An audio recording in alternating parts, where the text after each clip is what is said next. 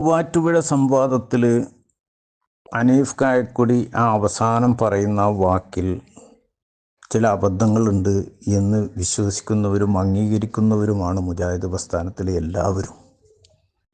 ഇവിടെ ഹനീഫ് കായക്കൊടിയുമായി ബന്ധപ്പെട്ട് പറയുന്നത്, ഹനീഫ് കായക്കൊടി മൂവാറ്റുപുഴയിൽ പറഞ്ഞത് 100% ശരിയാണ്. അതിലെന്താണ് തെറ്റുള്ളത്? ഈ മൂവാറ്റുപുഴ സംവാദത്തിൽ ഹനീഫ് കായക്കൊടി ആ അവസാനം പറയുന്ന വാക്കിൽ ചില അബദ്ധങ്ങളുണ്ട് എന്ന് വിശ്വസിക്കുന്നവരും അംഗീകരിക്കുന്നവരുമാണ് മുജാഹിദ് പ്രസ്ഥാനത്തിലെ എല്ലാവരും. ആ ജിന്നിനെ അയാൾ ഉപയോഗപ്പെടുത്തുന്നുവെങ്കിൽ ആ ജിന്നിനെ അയാൾ ഉപയോഗപ്പെടുത്തുന്നു. ആ ജിന്നിനെ അയാൾ ഉപയോഗപ്പെടുത്തുന്നുവെങ്കിൽ ആ ജിന്നിനെ അയാൾ ഉപയോഗപ്പെടുത്തുന്നു. ആ ജിന്നിനെ അയാൾ ഉപയോഗപ്പെടുത്തുന്നുവെങ്കിൽ ആ ജിന്നിനെ അയാൾ ഉപയോഗപ്പെടുത്തുന്നു.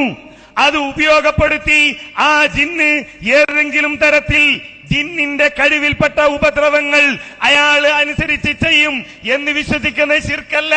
ഇവിടെ ഹനീഫ് കായക്കൊടിയുമായി ബന്ധപ്പെട്ട് പറയുന്നത്, ഹനീഫ് കായക്കൊടി മൂവാറ്റുപുഴയിൽ പറഞ്ഞത് 100% ശരിയാണ്. അതിലെന്താണ് തെറ്റുള്ളത്? മൂവാറ്റുപുഴ സംവാദത്തിൽ ഹനീഫ് കായക്കൊടി ആ അവസാനം പറയുന്ന വാക്കിൽ ചില അബദ്ധങ്ങളുണ്ട് എന്ന് വിശ്വസിക്കുന്നവരും അംഗീകരിക്കുന്നവരുമാണ് മുജാഹിദ് പ്രസ്ഥാനത്തിലെ എല്ലാവരും. അതൊക്കെ എവിടെ വെച്ച് അവസാനിച്ചു? ഹനീഫ് കായക്കൊടി നിങ്ങളുടെ വാദങ്ങളിൽ നിന്നൊക്കെ പിന്മാറി അവിടുത്തെ ആ തീരുമാനം അംഗീകരിച്ച് അതിനുശേഷം ജിന്നിനോട് സഹായം ചോദിച്ചാൽ ശിർക്കാകും, ശിർക്കാകാത്തതില്ല എന്ന് പറയുന്നതോടുകൂടി ഇതൊക്കെ അവസാനിച്ചു. പറഞ്ഞ മനസ്സിലായില്ലേ? ക്ലിപ്പ് സാമ്പിളിന് വേണമെങ്കിൽ ഞാൻ ചിലതൊക്കെ കണ്ടിട്ട് തരാം ഇൻഷാ അല്ലാഹ്. അത് കഴിഞ്ഞിട്ട് ലാസ്റ്റ് ആകട്ടെ. ഇതാണ് ഈ ക്ലിപ്പിനെ പറ്റി എനിക്ക് പറയാനുള്ളത്. ആകെ നിങ്ങൾക്ക് പറയാനുള്ളത്, ഒരു സംവാദ സ്റ്റേജിൽ വെച്ച് മറുപടി പറയുക എന്ന് പറയുമ്പോൾ ധാരാളം അബദ്ധങ്ങളൊക്കെ പറ്റാവുന്ന ഒരു സന്ദർഭമാണത്. പഠിച്ച് മനസ്സിലാക്കി ആലോചിച്ച് പറയാനൊന്നും ചില സംഗതികൾക്ക് കഴിഞ്ഞെന്ന് വരില്ല. ചിലപ്പോൾ വായിൽ നിന്നൊക്കെ ചിലത് വീണ് പോയാൽ പോയും ചെയ്ത്. ഇന്നത്തെ കാലമാണല്ലോ. അങ്ങനെ സംഭവിച്ച ഒരു സ്ഖലിതമാണത്. ആ സ്ഖലിതത്തിൽ ആരും ഉറച്ചു നിൽക്കണില്ല. അങ്ങനെയാണെങ്കിൽ എത്ര ക്ലിപ്പുകൾ നിങ്ങളുമായി ബന്ധപ്പെട്ട് ഇവിടെ ഇടാണ്ടാവും. അപ്പോൾ അതൊന്നും ഇങ്ങോട്ട് കൊണ്ടുവരണ്ട. ഇതൊന്നും KNMന്റെ വാദമായിട്ട് നിങ്ങളിവിടെ അവതരിപ്പിക്കണ്ട. പറഞ്ഞത് മനസ്സിലായില്ലേ? അതങ്ങനെ നിർത്ത്. ജിന്നിനെ അയാൾ ഉപയോഗപ്പെടുത്തുന്നുവെങ്കിൽ ആ ജിന്നിനെ അയാൾ ഉപയോഗപ്പെടുത്തുന്നു.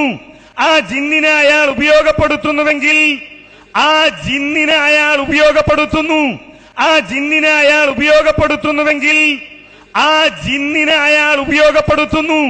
അത് ഉപയോഗപ്പെടുത്തി ആ ജിന്ന് ഏതെങ്കിലും തരത്തിൽ ജിന്നിന്റെ കഴിവിൽപ്പെട്ട ഉപദ്രവങ്ങൾ അയാൾ അനുസരിച്ച് ചെയ്യും എന്ന് വിശ്വസിക്കുന്ന ശിർക്കല്ല. വളരെ കൃത്യല്ലേ ഹനീഫ് മൗലവി ഈ പറഞ്ഞ കാര്യം അല്ലേ?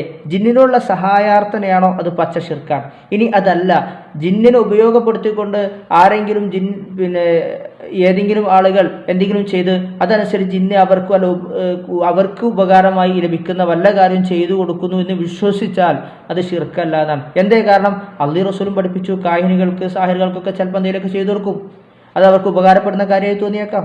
അങ്ങനെയാണെങ്കിൽ ശിർക്കല്ല. എന്തേ കാരണം?